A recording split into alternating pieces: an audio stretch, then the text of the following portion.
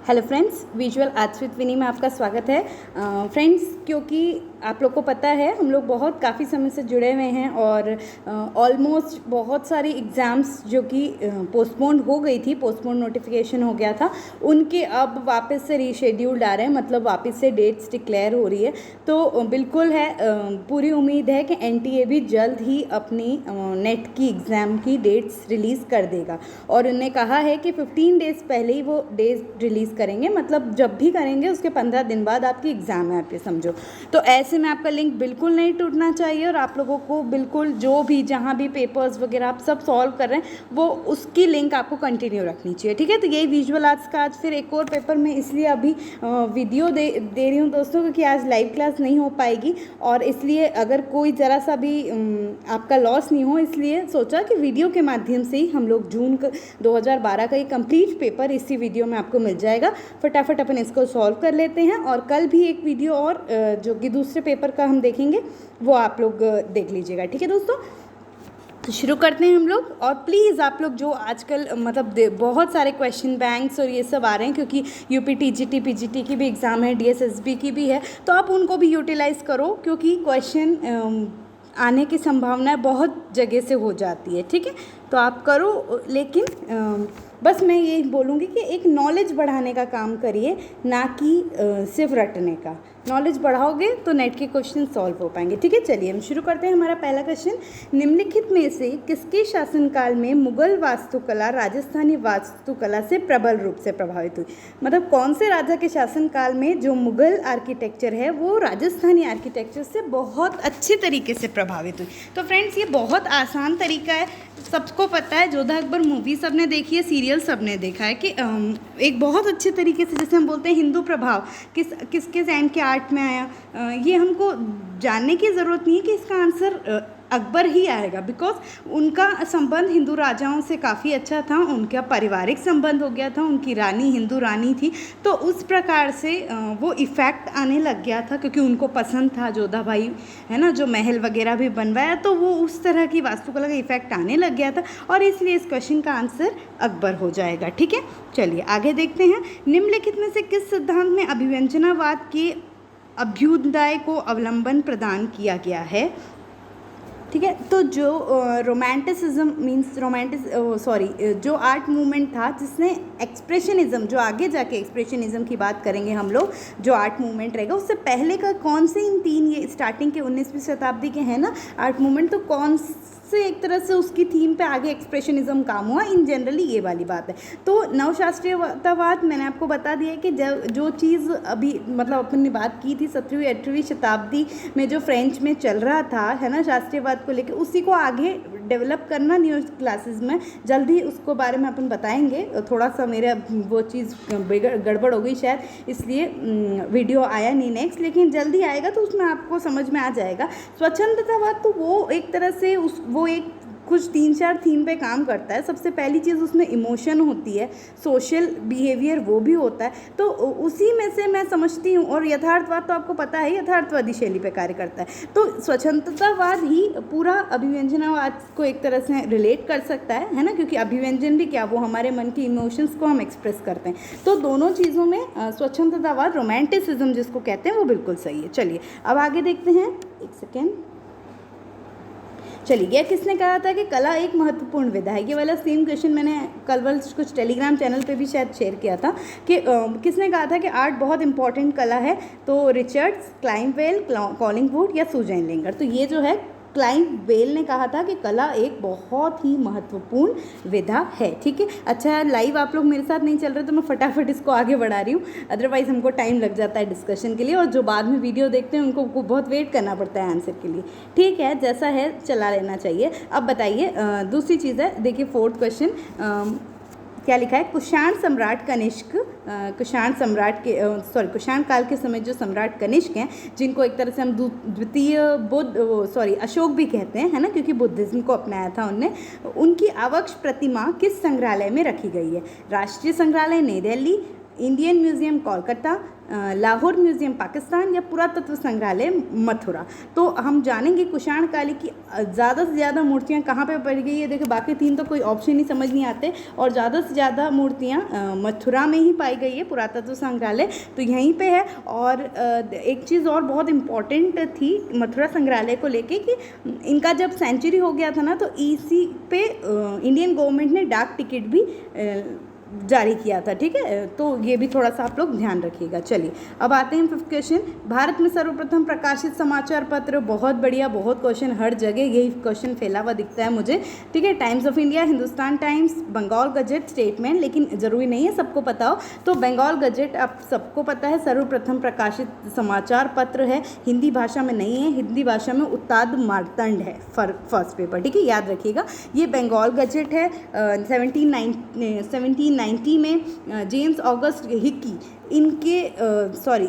इनने मतलब पब्लिश किया था, इनने करवाया था, और इसलिए इसको हिकी गजेट भी कहते हैं। लेकिन क्योंकि इनने ये शायद पब्लिश करवाया था, तो ब्रिटिश का जब समय आया था 1790 में करवाया था, ब्रिटिश की जब पावर आई थी तो उनने हिकी गजेट को ऑगस्ट हिकी को जेल में मतलब उनको बंदी भी बना लिया था और इस पर बैन लगा दिया था। तब बंगाल गजेट फिर बंद हो गया था। ठीक है, लेकिन सर्वप्रथम प्रकाशित यही कहा जाता है। फिर आते हैं हम प्रतिलिप्याधिकार अधिनियम। अच्छा, द कॉपीराइट एक्ट किस वर्ष लागू हुआ? द कॉपीराइट एक्ट मीन्स के वी हैव, आपको पता है आजकल तो नॉर्मली सोशल मीडिया पे हर किसी को पता है कि कॉपीराइट एक्ट मतलब आपका जो कंटेंट है उस पर आपका कॉपीराइट है ना, इन जनरली। तो वो वाला एक्ट जो आज अभी चल रहा है वो कब लागू हुआ था? तो 1957 में जो है ये कॉपीराइट एक्ट लागू हुआ था। ठीक है, चलिए 7th क्वेश्चन देखते हैं। निम्नलिखित में से किसके अतिरिक्त सभी का विक्रय करने के लिए प्रमोशन एक प्रेरित करने वाला संप्रेषण है? ठीक है, प्रमोशन, संप्रेषण मतलब कम्युनिकेशन है ना। इन सब में एक तरह से ये कहना चाह रहे हैं कि किस में जो प्रमोशन होता है, प्रमोशन तो सब समझते हैं नॉर्मल भाषा में, तो प्रमोशन एक बहुत अच्छा मतलब प्रेरित करने वाला कम्युनिकेशन माध्यम नहीं है। किस में? ठीक है, तो किस चीज़ में? इन चारों में से स्पर्धा, सेवा, उत्पाद, विचार। तो देखिए आप खुद ही सोचिए, प्रमोशन जो है बाकी चीज़ों में काम करेगा, एक चीज़ पे काम नहीं करेगा। देखिए सेवा में भी हम प्रमोट करेंगे तो वो चीज़ सेवा होएगी, है ना। अब जितनी प्रमोशन होगा उतना आपको पता चलेगा। फिर आते हैं उत्पाद। किसी चीज़ का उत्पाद बोले तो क्या होता है? एक वर्ड मैं भूल जाती हूँ, इसलिए हमको बार बार देखना पड़ता है कि इसको क्या बोलते हैं। उत्पाद मतलब समझ पड़ती है मुझे, प्रोडक्ट है ना, जो प्रोडक्शन है एक तरह से वो भी प्रमोशन का। और कॉन्सेप्ट, जो एक कॉन्सेप्ट है, एक क्या बोलेंगे, विचार है, वो भी प्रमोशन से वो डिपेंड हो सकता है। लेकिन स्पर्धा एक ऐसी चीज़ है जो उससे कनेक्ट नहीं हो पाएगी। तो ये स्पर्धा आपका आंसर इसमें सही है। अब देखते हैं विज्ञापन की तुलना में प्रचार का एक लाभ निम्नलिखित में से क्या है? मीन्स जो कि हम एक तरह से विज्ञापन कर रहे हैं उसकी तुलना में, उसके कंपैरिजन में जो प्रचार कर रहे हैं, है ना, मीन्स एक तरह से ऐड कर रहे हैं, एडवर्टाइजमेंट है ना, पब्लिसिटी कर रहे हैं। एडवर्टाइजमेंट के उसमें जो पब्लिसिटी कर रहे हैं उसका क्या एडवांटेज है? कंपैरिजन पब्लिसिटी से क्या एडवांटेज होती है? तो साख, चयनीयता, नियंत्रण और सरलता। तो आप सब जानते हैं पब्लिसिटी करने से एक रेपुटेशन, एक साख डेवलप होती है ना। तो ये फर्स्ट आंसर सही है। देखिए इंग्लिश का भी आपको बता देती हूँ। एक क्रेडिबिलिटी जो कि एक सिनोनियम ही है रेप्यूटेशन का, वो डेवलप होती है। ठीक है, तो ये चीज़ उसका एक एडवांटेज है। अब देखते हैं प्रवीर गुप्ता द्वारा बनाई द रिवर पेंटिंग है। मैंने काफ़ी कुछ सर्च करी है बट मुझे ढंग से इसका कुछ मिल नहीं पाया है कि द रिवर, मैंने ढंग से देखी नहीं है लिटरली। होए कोई तो दिखा दे मुझे कभी, भगवान करे। तो ठीक है, तो रिवर पेंटिंग प्रवीर गुप्ता जी की है, बहुत फेमस आर्टिस्ट हैं ये, है ना। प्रिंट मेकिंग में कार्य किए हैं और मेन वो इसी आयरन ऑक्साइड और एक्रेलिक इस मीडियम से कार्य करते हैं। ठीक है, तो पेंटिंग का आधार सामग्री उनकी क्या है द रिवर की? तो ये आयरन ऑक्साइड और एक्रेलिक, ये मीडियम है उनका द रिवर पेंटिंग का। ठीक है, कहीं कहीं क्वेश्चंस द रिवर का पे भी आता है, तो आप आर्टिस्ट का नाम ज़रूर याद रखें। ठीक है, अब आते हैं आगे, हिंदी में आओ भाई। Jallianwala Bagh symbol of earth and मार फ्रीडम के चित्रकार कौन है?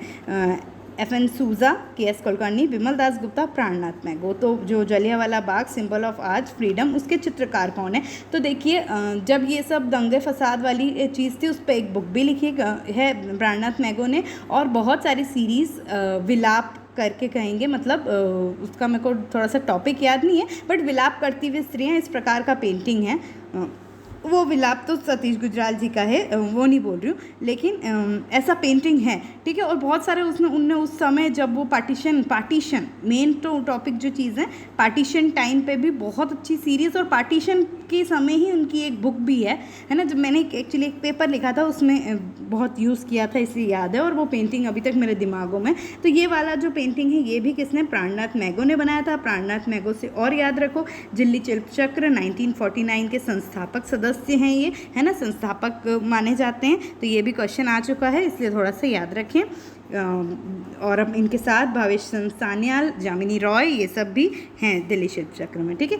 भारतीय लघु चित्रों के संग्रह के लिए विख्यात रजा लाइब्रेरी कहाँ पे है ना? लघु चित्रों के संग्रह के लिए कहाँ पे है? श्यामपुर, रामपुर, कानपुर, बिलासपुर, तो सबको पता है रजा लाइब्रेरी रामपुर में है, ठीक है। इसमें क्या डिस्कशन करें अब?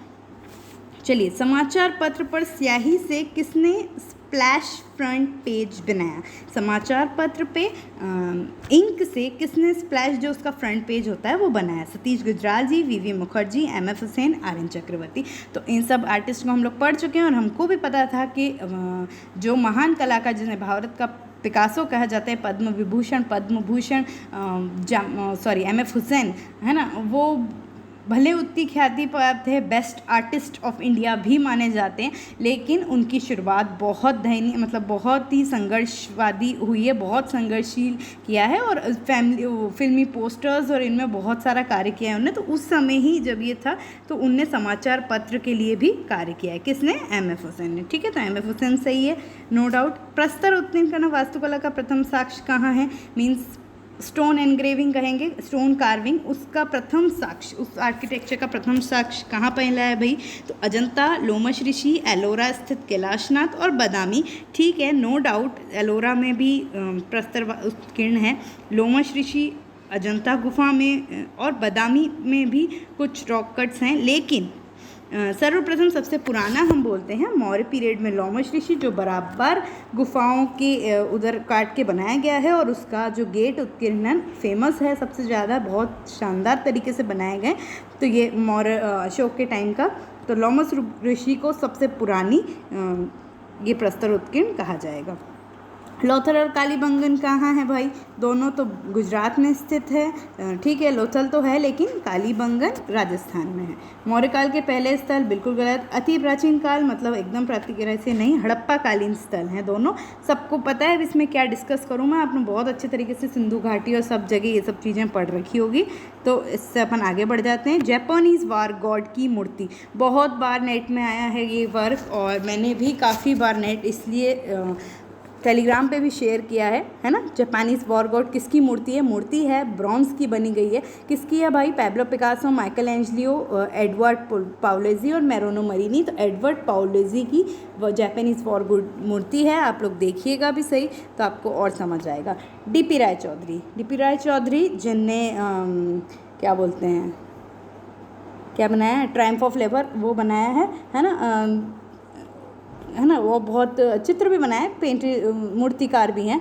किस कला के अध्यापक थे? किस संस्था के अध्यापक थे? Government college Kolkata, JJ school Bombay, government college Madras या कॉलेज ऑफ आर्ट नई दिल्ली। तो सबको पता है DP Roy Chowdhury government college of Madras में अध्यापन कार्य किया है आपने। और मूर्ति फेमस ट्रायम्फ ऑफ लेबर के लिए जाने, स्नान करती स्त्री वाली मूर्ति बहुत शानदार है। और पेंटिंग्स भी जापानीज़ क्या बोलते हैं, वो जापानी लड़की की है ना, जापानीज़ गर्ल, और वो भूतिया औरत, ऐसी करके पेंटिंग्स भी हैं उनकी। तो बहुत बढ़िया से जानते ही हैं हम लोग, मद्रास में अध्यापन कार्य किया, ठीक है। ऑफसेट प्रिंटिंग में छवियों का पुनरुत्पादन किस रूप में किया गया है? जो भी छवि है उसका पुनरुत्पादन मतलब वापस जो हम एक तरह से प्रिंट मिलता है वो किस उसमें किया। ये क्वेश्चन पहले भी हम लोग करवा चुके हैं और याद होगा आपको, छोटा करके ऊपर का, बहुत आपने लाइव आंसर में सबने अलग अलग आंसर दिया था, ऊपर का हिस्सा नीचे करके उल्टा हुबहू, मतलब ऑफसेट प्रिंटिंग में जो हमको प्रिंट मिलती है वो कैसी मिलती है, छोटा मतलब जैसे बड़ा है तो उसका छोटा साइज़ मिल जाता है, ऊपर के इच्छा ऊपर नीचे हो जाता है, या उल्टा हो जाता है, या हूबहू सेम आ जाता है। तो आपको पता है ऑफसेट में बीच में जो रबड़ ब्लैंकेट लगा रहता है, रबड़ रोलर होता है, उसमें पहले पॉजिटिव जो कि एक तरह से बोलेंगे सीधी आकृति है उसकी उल्टी आकृति बनती है, और फिर जो हमें फाइनल इम्प्रेशन सिलेंडर पे मिलता है, मतलब जो इम्प्रेशन प्रिंट पे मिलता है, वो हमें उस उल्टी से सीधी मिलती है। तो एक्चुअली में वो हूबहू जैसी प्रिंट रहती है, वैसी प्रिंटिंग ऑफसेट प्रिंटिंग देती है। ठीक है, आप लोगों को अगर ऑफसेट प्रिंटिंग में डाउट है तो प्लीज़ प्रिंटिंग का वीडियो प्लेनोग्राफी वाला जो थर्ड पोर्शन है ना, प्लेनोग्राफी वाले में ऑफसेट मिलेगा आपको, आप ज़रूर देखें, आपको पूरा समझ आ जाएगा। ठीक है, क्योंकि ऑफसेट से क्वेश्चन रिलेटेड बहुत आते हैं। ठीक है, चलिए आगे जाएं। ओके, 18th, चलो प्रिंट मेकिंग से संबंधित उत्पादन को पहचानिए। कौन सी चीज़ प्रिंट मेकिंग में एक तरह से यूज़, मोल्डिंग है ना, मोल्डिंग आपको पता है मूर्ति उसमें होती है, एचिंग, गाउच भी पता है ना, और पेंटिंग में होता है वीविंग भी पता है, बुनाई करना एक प्रकार से। एचिंग जो है वो प्रिंट मेकिंग में यूज़ होती है, अम्लांकन जिसको कहते हैं वो प्रिंट मेकिंग में यूज़ होती है। ठीक है, बुल फाइट सीरीज़ पिकासो ने जो बनाई है उसमें उनने क्या यूज़ किया है, मतलब बुल फाइट सीरीज़ जो पिकासो द्वारा बनाई गई है ना, उसमें उनने क्या बोलते हैं, क्या चीज़ 1960 में बनाई है बुल फाइट पेंटिंग, मतलब एंड पीरियड्स में इनके, और उसमें क्या मीडियम यूज़ है, offset lithography, soft ground, relief etching या शुगर लिफ प्रिंटिंग। तो हमको पता है कि बुल फाइट जो है वो ऑफसेट लिथोग्राफी उसकी बनाई गई है बाय पैब्लो पिकासो। ठीक है, चलिए अश्फाल्टम नामक सामग्री है ना, it's a type of stone एक तरह से, उसको और क्या कहते हैं, है ना, तो अश्फाल्टम एक स्टोन है जिसको रेसिन कहते हैं, फ्रेंच चॉक कहते हैं, चारकोल कहते हैं, ये तीनों चीज़ें तो बिल्कुल ही बिटुमैन कहते हैं, तो इसको बिटुमैन कहते हैं, है ना, वो एक प्रकार का स्टोन है जो प्राप्त होता है, और उसका दूसरा नाम बिटुमैन भी होता है। ठीक है, रेजिन आप सब जानते हो जो एक्वाटेंट में यूज़ होती है, याद रखना, फ्रेंच चॉक, चारकोल वो ये सब नहीं हो सकता। चलिए अब ये आ गए बोरिंग वाले क्वेश्चन, पर पढ़ेंगे मज़ा आएगी, ज्ञान थोड़ा सा बढ़ाएंगे इन चीज़ों से। चलिए रोडा मतलब ऑगस्ट रोडिन, ये कौन है, प्रतीकवादी के साथ प्रभाववादी, मतलब एक तरह से सिंबॉलिज्म भी है उनका कार्य में और इम्प्रेशनिज्म भी है, तो बिल्कुल है। आपने उनका द थिंकर देखी है, द किस देखी है ना, एक तरह से उसमें प्रतीकवादी के साथ साथ इनमें प्रभाववादी शैली भी है, तो ये तो सही है, क्योंकि रोडा ने अपनी कृतियों में उत्तर 19वीं शताब्दी के दो प्रबल प्रवृत्तियों का संयोजन किया है। ठीक है, तो क्योंकि रोडिन ने अपने कार्य में 19 उस समय की सेंचुरी की जो दो प्रबल प्रवृत्तियां हैं ना, प्रतीकवादी और प्रभाववादी, उनका संयोजन किया, तो बिल्कुल सही है, दोनों ही चीज़ें मुझे सही लग रही है, इसलिए इसमें 21 और ए और बी 21, 22 के दोनों सही है। तो कहाँ है भाई, ये वाला बी वाला आंसर सही है। ठीक है, चलिए आगे देखें। 22 आकृति मूलक मूर्तियों में बुनावटी सतह जीवंतता का सृजन करती है। ठीक है, फिर एक मिनट में थोड़ा सा देख लूँ। हाँ, textural surface in figural sculptures create life sensation. ठीक है, एक तरह से जो किसी भी चीज़ में आपका टेक्सचर रहेगा तो वो आपका जो स्कल्पचर में वो एक तरह से जीवंतता लाती है, बिल्कुल सही है। मूर्तियों को अलग प्रकार से बनाने के लिए मूर्तिकारों को एक नई तकनीक मिली, ताकि आप उसको अलग तरीके से बना पाओ। दूसरी चीज़ एक जीवंतता, एक जान डाल सकें, वो चीज़ एक नई टेक्निक मिली। ठीक है, तो ये दोनों ही चीज़ ये भी सही लग रही है, लेकिन क्योंकि ऐसे दोनों सही का ऑप्शन नहीं है तो हम उसको एक तो सही है और दूसरी चीज़ को हम आंशिक रूप से सही बोल देंगे कि हाँ, क्योंकि ऐसा हो भी सकता है और नहीं भी, क्योंकि मूर्तियों को अलग प्रकार से बनाने के लिए मूर्तिकारों को एक नई तकनीक मिली भी और हो भी सकता है कि नहीं भी मिली हो, है ना। तो आप उसको क्या बोलोगे, ए सही है और आर भी आंशिक रूप से सही है। ठीक है, चलिए खुदरा विज्ञापन स्थानीय उन्मुख होता है। खुदरा विज्ञापन बोले तो रिटेल एडवर्टाइजमेंट इंग्लिश में, वो जो है एक तरह से स्थानीय लोकल टाइप का होता है। सेकंड कारण क्या है, क्यों लोकल होता है वो, क्योंकि खुदरा विज्ञापन उपभोक्ताओं को वस्तुओं और सेवाओं को सीधे बेचने में सहायक है। मतलब एक तरह से जो कि विज्ञापन करता है, जो बेचने वाला है वो कस्टमर को डायरेक्ट कंसल्ट करता है। तो बिल्कुल सही, रिटेल में आप जानते ही हैं, है ना, जितने काइंड्स ऑफ एडवर्टाइजमेंट जब आपने पढ़े होंगे तो उसमें देखा ही होगा कि रिटेल एडवर्टाइजमेंट क्या, कि जब उत्पादक, है ना, सही बोल रही हूँ ना, एक तरह से जो सेलर है वो कस्टमर पे डायरेक्ट डील करता है, वो रिटेल एडवर्टाइजमेंट है। तो बिल्कुल दोनों ही चीज़ें एग्जैक्टली सही है। तो देख लेते हैं, ये वाला डी आंसर आपका बिल्कुल सही है। ठीक है, चलिए आगे देखें। नाम, शब्द, प्रतीक अथवा डिज़ाइन। नेम वर्ड, शब्द, प्रतीक मतलब सिंबल, और जो डिज़ाइन, जो किसी उत्पाद विशेष की पहचान हो, वो ब्रांड होता है। किसी भी चीज़ का ब्रांड क्या, तो कोई भी चीज़, कोई भी इंडस्ट्री है, उसमें इन सब चीज़ों का मिक्सचर, उसका नाम भी होना चाहिए, शब्द, प्रतीक, डिज़ाइन, ये एक ब्रांड कहलाता है। ब्रांड किसी उत्पाद की अन्य उत्पादों से भिन्नता प्रदर्शित करने में, ब्रांड होता क्या है, कायदे से जब ब्रांड का डेवलपमेंट हुआ तो वो क्या, कि वो किसी अन्य उससे अलग, एक तरह से दूध तो ये भी बेच रहा है, दूध तो वो भी बेच रहा है, पर कैसे एडवर्टाइज करोगे कि हमारा दूध सही है और उनका गलत है, तो वो वाली चीज़ ब्रांड, तब ब्रांड का नीड होने लगी, ज़रूरत होने लगी, और तब ब्रांड क्रिएट हुआ। ठीक है, तो ब्रांड ये यही होता है। तो ए और बी सही है, दोनों सही है। ठीक है, बी को आंसर सही है। चलिए आगे देखें 25वां। फिरोज शाह तुगलक के शासनकाल में निर्मित स्मारक मजबूत, विशाल परंतु सरल है। ठीक है, ये वही फिरोज शाह तुगलक सुल्तान एरा की बात हो रही है। ठीक है, और वो उस समय जो इमारतें हुई है वो बहुत मजबूत है, विशाल है, लेकिन सिंपल है ना, सिंपल फॉर्म में, क्योंकि उसके शासनकाल में कारीगरों की कमी थी तथा पूर्व शासक की गलत नीतियों के कारण अल्प धनराशि उपलब्ध थी। ठीक है, तो उस समय जब, ठीक है, तो मजबूत तो थी, लेकिन वो ये कह रहे हैं कि उनके शासनकाल में इतना सिंपल इसलिए बन गया था क्योंकि कारीगरों की कमी थी और धन की भी कमी थी, पूर्व शासन की गलतियाँ। तो बिल्कुल गलती अलाउद्दीन खिलजी, कुतुबुद्दीन ऐबक, इनकी गलतियाँ होगी, तो उससे मतलब एक तरह से उनका शासन भी कम हो गया था, हल्का हो गया था, और इसलिए ये कमी थी, तो इसलिए आर्किटेक्चर बहुत सिंपल होने लगा था। ठीक है, तो दोनों ही चीज़ें सही है इसमें भी, ये वाला बिल्कुल सही। चलिए अब आते हैं 26 क्या है। कला की प्रकृति जटिल है। कला की प्रकृति एक जटिल है, कायदे से क्या है भाई, एक बार देखें,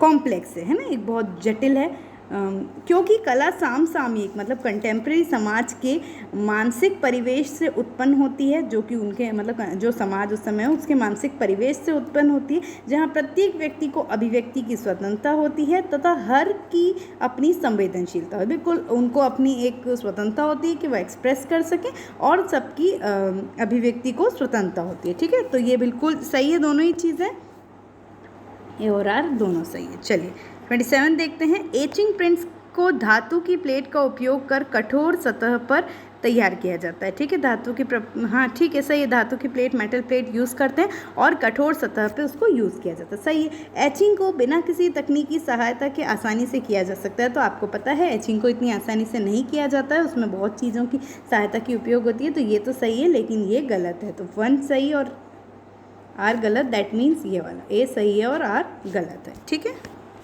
चलिए 28। अगर ये सब एचिंग में थोड़ा सा इन सब प्रोसेस में प्रॉब्लम है तो आप वीडियो देख सकते हैं, इसलिए मैं ज़्यादा ग्राफिक डिस्कस नहीं कर चुकी हूँ, क्योंकि मैं पहले बता चुकी हूँ ये सब चीज़ें, है ना। वो चीज़ों पे मैं थोड़ा फोकस ज़्यादा करती हूँ जो टॉपिक हम लोग आज तक पढ़े नहीं हैं, इसलिए। ठीक है, भारत में प्रिंट मेकिंग आंदोलन 20वीं शताब्दी में शुरू हुआ, बिल्कुल सही है ना, 20वीं शताब्दी में प्रिंट मेकिंग का आंदोलन चालू हुआ। ऐसा अमरीकी प्रिंट मेकर्स के प्रभाव के कारण हुआ जिन्होंने 20वीं शताब्दी में भारत में कार्य किया। 20वीं शताब्दी में अमरीकी प्रिंट मेकर्स जिनने भारत में काम किया, उनके इफ़ेक्ट से ये हुआ। तो भैया दोनों चीज़ें सही है, ये भी ए वाली दोनों चीज़ सही है, इस समय ये हुआ था और ऐसा हुआ था। ठीक है, चलिए आगे देखें। हमजानामा को 12 खंडों में, हमजानामा अकबरकालीन चित्रित पोथी ग्रंथ है ना, अमीर हमजा बोलते हैं जिनको, उनकी जीवन उस पर चित्रित है। और चित्र में घटनाएं ब्रॉड हेडलिंग चटकीले अभिव्यंजन रंगों का नाटकीय रूपांतरण किया गया है। ठीक है, 12 खंडों में डिवाइड है और ये सब चीज़ों से प्रदर्शित किया गया है। अकबर साहित्यिक और उत्कृष्ट कलात्मक अभिरुचि वाले व्यक्ति थे। बिल्कुल साहित्य में गोल्डन एज अकबर का पीरियड माना जाता है। ठीक है, चित्रकला में जहांगीर, जैसे वास्तुकला में है ना, चित्रकला में जैसे जहांगीर को गोल्डन एज स्वर्ण युग कहा जाता है। शाहजहां जी को हमारा क्या बोलते हैं, वास्तुकला में माना जाता है। और कंप्लीट मुगल आर्ट को भी जहांगीर के समय माना जाता है। लेकिन साहित्यिक में बोलते हैं अकबर के समय। क्यों? क्योंकि वो बहुत साहित्य प्रेमी थे, उत्कृष्ट कलात्मक अभिरुचि भी रखते थे, जिन्होंने मीर हमजा, जिनकी बात करी थी मैं, जो पैगंबर के चाचा थे, उनके रोमांचकारी चित्रण की प्रशंसा की। ठीक है, तो दोनों ही चीज़ें एग्जैक्टली सही है, तो ए वाला ऑप्शन सही है। चलिए आगे देखें।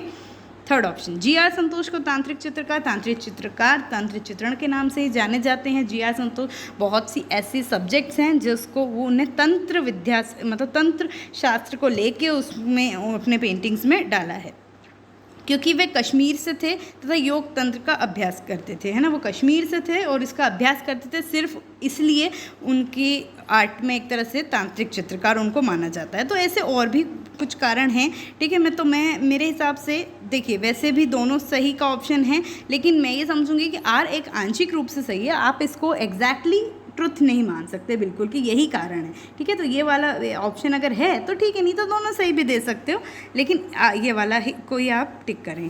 ठीक है, चलिए आगे देखें। चलो अब ये थोड़ा सा ख़त्म हो गया शायद। चलिए 31, अब ये आ गए अपने जमाने वाले, बढ़िया। तो बॉटिसली, ब्रमांटे, लियोनार्डो, मासिचियो। ठीक है, बिल्कुल बहुत अच्छे तरीके से बता सकते हो इसमें आप लोग। सबसे पहले जो हैं हमारे ये हैं, कौन गए, ब्रमांटे। ठीक है, ब्रमांटे, फिर मासिचियो, है ना, फिर बॉटिसली और फिर लियोनार्डो दा विंसी। ये तीनों अर्ली रेनेसेंस के, ये हाई रेनेसेंस के। डी वाला ऑप्शन सही है आपका। ठीक है, चलिए आगे देखें। चलिए नेक्स्ट देखते हैं। उड़ीसा के टेम्पल हैं, उनका क्रम लिखना है। बहुत बढ़िया, सबको पता है परशुरामेश्वर सबसे पुराने है ना, सबसे पहले 7वीं 8वीं शताब्दी के, वेटलडेउड फिर 8वीं शताब्दी के, लिंगराज जिनको 11वीं शताब्दी कंप्लीट बोला जाता है, और कोणार्क टेम्पल जिनको 13वीं शताब्दी का है ना, सबसे लेटेस्ट है। तो ये ऊपर वाला जो फर्स्ट ही मेरे को सही दिख रहा है, मैंने आगे डिस्कस ही नहीं करना। ठीक है, तो फर्स्ट आंसर सही है। अब 33rd क्वेश्चन देखते हैं। आविष्कृत किए गए, ठीक है, जब आविष्कार किया गया उसमें से स्टार्टिंग वो देखते हैं हम लोग, कौन सा पहला और कौन सा बाद का इन्वेंशन है ना, वो देखते हैं।